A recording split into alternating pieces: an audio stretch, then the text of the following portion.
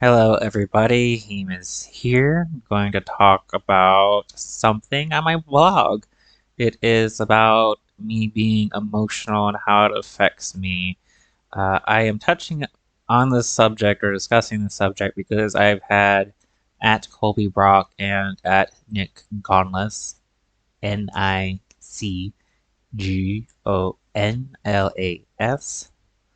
um, talk about this, and their why am I so emotional is kind of their main thing. So I'm going to talk about why I'm emotional and how it affects me. So I've tweeted at them. We'll see if they join us. Um, but yes, so let's get started. Of course, mandatory snapshot. And of course, I wrote this down. It's ideas come to me throughout the day or the week. Um, So let me see. Being emotional. And I am going to read this because I wanted to be a bit more cohesive. I have seen people without known mental health issues ask why they, them, are so emotional. So I'm going to go over my story. Since I am gay, I tend to know people of the rainbow community. A reason I am emotional side, a reason I am emotional aside from underlying mental health conditions. Being gay, I feel judged easily. So the slightest bit of uninclusion makes me feel unwanted, uncredited for, uncared for, not worthy, which all really hurts. So many people out there are telling us that we are less than or worse than, that a slightest slight feels epic. Because we are told, or at least I feel we are told, that we are less than or worse than. I feel the slightest slight is an epic feeling. I don't know if that's how you view life, uh, heterosexual or not, rainbow community or not. So, on the converse, inverse, whatever you want to call it, um, when someone shows the slightest sincerity as to how am I feeling, it makes my heart swell. It's nice to be loved in general, but as a member of the rainbow community, it feels like that person is going against the grain and cares about you, a person who is otherwise rejected by billions around the world.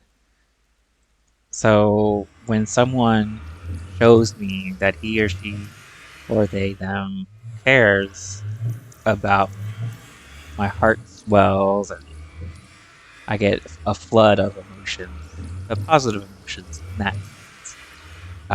And a reason for this, for me, is me being gay. I tend to feel like the world is against me. So I have this wall just automatically up.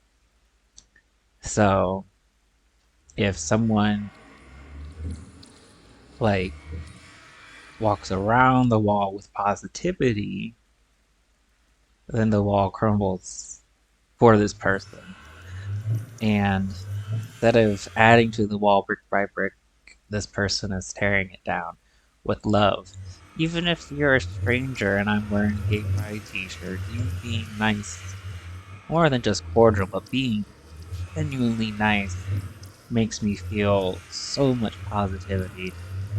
And there are days when like I actually want to cry because like I've had so much negativity and then finally someone shows me some positivity. Uh, I don't know if that's how you feel some days. Um, talking to you, Colby and Nick, but also talking to everyone out there. So let me know in the comments if you feel this or agree. Um, Let me go back on topic.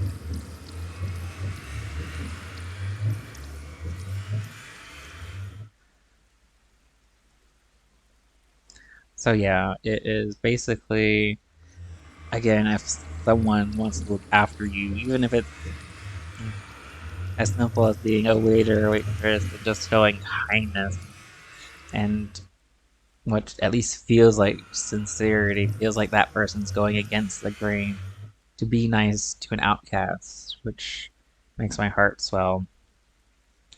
So, to those who are emotional, find your truth. If you are introspective, use that time to find the root cause of that emotion. Don't degrade, don't denigrate. There you go. Don't degrade, don't denigrate yourself by saying, oh, there is something wrong with me, or worse. Accept who you are. Generate your own love. Know where and how to recharge your batteries. So, on being emotional, um, when it comes to work, there's a couple of things that can happen. Either I have my wall up, and because people can feel that wall, and believe me, people feel walls being put up, and people feel that wall, I can come off as snobby, is one way to look at it. And another opposite is if I'm emotional, instead of trying to check my emotions, like someone pushes that button, and either it's the super positive emotion, um, or the super sad emotion, which I don't really show that much because I don't want to be labeled as the crybaby, which again is just a strong emotion. And again, I feel like you shouldn't have to hide that emotion. Um, and the other opposite is I'm in so much pain, usually trying to hide the sadness, that I am like a flash in the pan with anger. Um, I can heat up real quick and dissipate quickly, or sometimes I just run off of that uh, negativity. It's weird for me personally that get I get my energy from being angry, and it's not productive, and it's weird. It's like an addiction, and I have to work on that one. So that's a very strong and very negative emotion for me. So I'm trying to work on being calm, at least to get along with people, and then being emotional.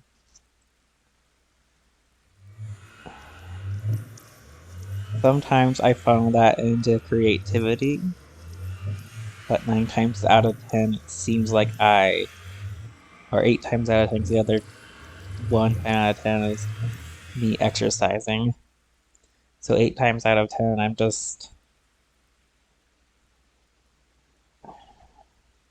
the emotions are too great, and I just kind of collapse. And it's not like I have to go to the hospital type of collapse. It's I collapse, I implode, and I end up on the couch watching Criminal Minds or some anime and just binging on it. And it's like sticking a plug into my head and pushing serotonin and norepinephrine into my brain and making me feel better that way. I don't know if it recharges my batteries so much. It's kind of like I said, it inserts happy hormones essentially, but it doesn't help me generate happy hormones. And that is the difference between being happy and versus pleasure. I derive pleasure from watching anime. I am happy when I exercise, do good. I'm not talking about being well. I'm not talking about, oh, how are you? I'm good. Because then the question is like, what good are you doing if you say that you're good? So doing good, um, entertaining other people. So I do get a release from doing these vlogs. I get a release from doing my creative Minecrafting. I get a release from doing uh, Rage Shadow Legends or whatever it's called. And then, but I do derive pleasure from Raid, so I do it more often. And I get this pleasure from the instant gratification of leveling up characters, making them stronger, having them do battle and winning. Because when they win, I feel like I'm winning. I made some good decisions. That's how that feels. I know I'm kind of digressing a little bit, but it all ties in, I promise. Um, and then so happiness is more like Minecraft for me. Um, and what I mean by that is it's delayed gratification. So I put time and effort into building something, or in recent episodes, destroying something. Um, and so don't get confused. Destroying things I love or destroying stuff with TNT. Those tend to be more of a pleasurable thing. But happiness is I have created this giant cavern with TNT in hopes of building a world within my world. And that's that delayed gratification. Like at the end of a project, I feel very happy with myself. Yes, I put in a lot of time, and yes, it wasn't that instant gratification um, that you get from like uh, mining coal and mining quartz, where you get that ding ding ding ding ding ding sound when you're gaining XP. Um, and then another kind of division you would see in Minecraft is building an iron pig farm and it working, and then the opposite end is using the pig farm, because you just like throw a snowball or fire an arrow at one of them and then they all aggro, but they do it in a dumb way in that they fall off of the cliff and die and you get the XP from that. Um, so it's more of an instant gratification. And I think that's where it's kind of important for me that's emotional is I tend to be a bit more emotional when I am. Hold on, I'm trying to think of the best way to put it this because I was about to say I feel emotional when I am emotional, which I mean, duh. Um,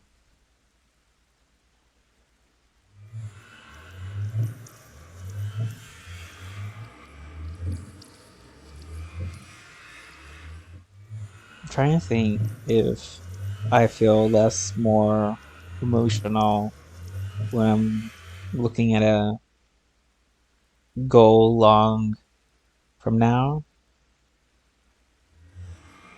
I think when I'm concentrating on something, I'm not as emotional.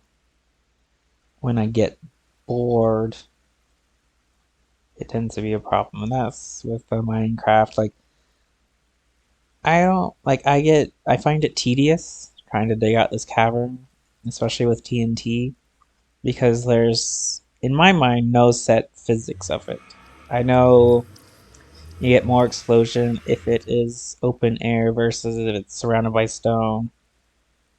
And then when I do the TNT, sometimes it launches the TNT down, sometimes it launches it up, and I haven't figured it out. If I let it, it can frustrate me. And then that can be a very strong emotion. Um, when I try and fail, I tend to be very emotional about that. And that's just every part of every day of every life is where if I get if I fail to do something, I get frustrated, and that can be just a myriad of different emotions. It's just kind of like playing roulette with emotions when I'm frustrated. And like one prime example of frustration is when I'm trying to play a song and I can't get the notes right, and I just bang on whatever is nearest me. Oh god, so primitive. And then the other things, like Minecraft, when I'm on survival mode and I'm digging and digging, and then I hit a cavern and the skeletons are already there shooting me, and I die, and all my iron goes places, and I go down to get it, and a creeper blows me and my iron armor up, and I keep trying to get it and keep dying. That's when I just rage quit. So I feel like if I exercised more, I would be less emotional. But considering that Colby and Nick are very physical, like physically active and whatnot, and they are emotional, it does make me wonder about the root cause of emotions and being emotional. And when I say emotional, I say either you have very strong emotions or you swing through emotions quickly. Those are the two types of emotional that I see. Let me know if there's more types in your mind than there are in what I have described. And so I wonder if they're physically fit and active, why are they emotional? And this isn't me judging, this is me contemplating and thinking out loud. A little bit of stream of thought, I guess you could say. So, and I enjoy physics, so I derive pleasure out of deriving things, finding their root cause. And for me, it must be more than just being physically fit. And so, what I mean by being physically fit is that the stress hormones don't get to you as much. So maybe they don't feel stressed and as angry as I do.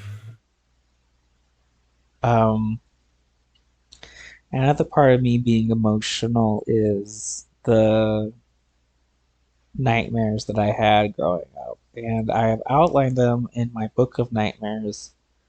And it's on kind of like a verbal audiobook type deal on this YouTube channel. It's not like Leonard Nimoy talking and without making adjustments or errors. So bear with me on that one. Or you can read it on one of my blogs, which is linked through this channel as well. And I feel like those nightmares stripped away a lot of my sanity. And it's like we'll just say neurons have, this isn't accurate, but we're going to say it. Neurons have this sheath that protects them from impulses. And these dreams, these nightmares strip away that protective sheath. So even the slightest little bit of stimulus stimulates them all. And that's where I think I get emotional. Then there's the me being Catholic in a Southern Baptist area. So you're constantly having to defend your religion, and they're constantly saying that you're a pagan for the adoration of saints. And then there's the whole being gay thing in the South, where you don't know who to trust, and you allow that to affect your judgment. Do I trust this person? Do I not trust this person?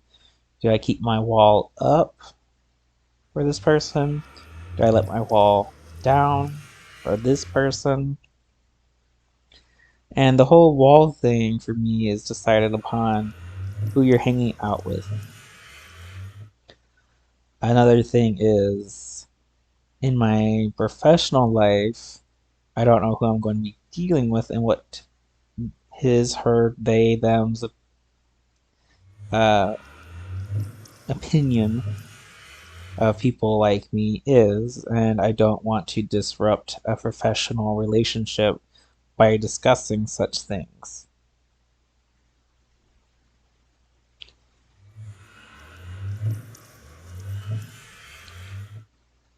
And then I'm trying to think of like what other things could trigger being emotional. I just think some people are programmed in a way to be more emotional, more situational emotional, more empathetic emotional. And I don't think that's wrong. If you don't have friends that can accept you for who you are, then they're not your friends, flat out. And I always hear this quote a lot from Marilyn Monroe: if you can't accept me on my worst day, you don't deserve me on my best day. And I really hope you take that to heart. Yes, you might not have 100 friends on Facebook, you might have 10 friends, but those are like ride or die friends. And that was always hard for me when I was on Facebook, was the a couple of different things was hard for me on Facebook. One of which was not having as many air quote friends as someone else does. It was like, does that make me less friendly? Do people like them more? Um, so that bothered me. Uh, until a friend said she doesn't have a lot of friends on Facebook, but they're ride or die. And I'm like, oh, okay, well that's nice. Another thing was when Facebook had this app where you could um rank your friends. I was never like the best friend of anyone. And that sucked. I hated that. Like no one wanted to be best friend. And that just harkened back to elementary school when we were doing the DARE program and we had to have a best friend and I wanted to put so and so, and that person was already best friends with someone else. And the dare instructor was like, well, you can't put them because they don't put you. And they're like, well, do you have anyone else? Do you have a dog? I had no one. My brother was out of the picture, who I thought was my best friend wasn't. Um, so, and I didn't have a dog. And she was like, just use a dog. So I had to make up a dog to be my best friend. I had a make believe best friend essentially. And that stuck. So when we got into that rating scale of like on Facebook or MySpace as to who's my best friend, I was never like the one. It brought me back to that time. So if you want to call it an ego, fine, call it an ego. I think of it as just simple. Does anyone love me out there as much as I love them? Um, so that made me a little bit emotional. Was like a part of me wanted to be like, "You're not my best friend, and you don't blah blah blah." And eventually, I had best friends plural, best friends plural. And what I mean by that, I don't feel like there's any one best friend. There is a tier of best friends. And these are people that you will tell them anything and everything, and you are almost in constant contact with that person. And so my boyfriend is my best friend, or one of them, um, because I do tell him everything, and I don't fear rejection. I think that's what your best friend should be, is someone who's there for you. Drop of the hat, you need them or they need you. Mutually, you'll be there for them. Um, you can tell them anything and everything, and they won't judge you. And I guess this should be more of like of this part is more like a vlog about friendships, which I will probably have to add later, do a separate vlog for that. But for me, it ties all up into being emotional. Like, who can I let my guard down with and be emotional and be raw and show them my true self? And then do they deserve to see me at my true self, at my weakest point? Um, there's so many emotions in my life that I want to talk about, but I don't have someone on the other end that I can talk about with. It would be nice if I had like a bunch of followers and they were typing and I could like respond. Um, but okay, so why are other people emotional? We'll go back to that. Um, I feel like we just feel things differently, stronger than other people. I feel we are on the edge of every emotion. So the slightest slight makes you feel rejected, and the slightest bit of sincerity, like even just like a smile, makes you feel accepted. And that's why I think it's very, I think that's why we're emotional. I also think part of it is because we think so quickly and our emotions follow those thoughts just as quickly. So we can escalate real quick, and people think that as being emotional or too emotional. So I think there should be a better word than being emotional, because it has this kind of negative connotation. Sensitive is another word. To you out there, do you find the word sensitive and emotional the same, or how do you feel they relate to each other? Um, okay, this will be emotional part one, I guess. And maybe we'll find out more emotions later. So this is Hemoglobin signing off. Hoping you're having a great day. If you're not, I'm hoping I made your day better. And I want you to know that you are loved out there. And I hope you have a great day. Take care. Bye.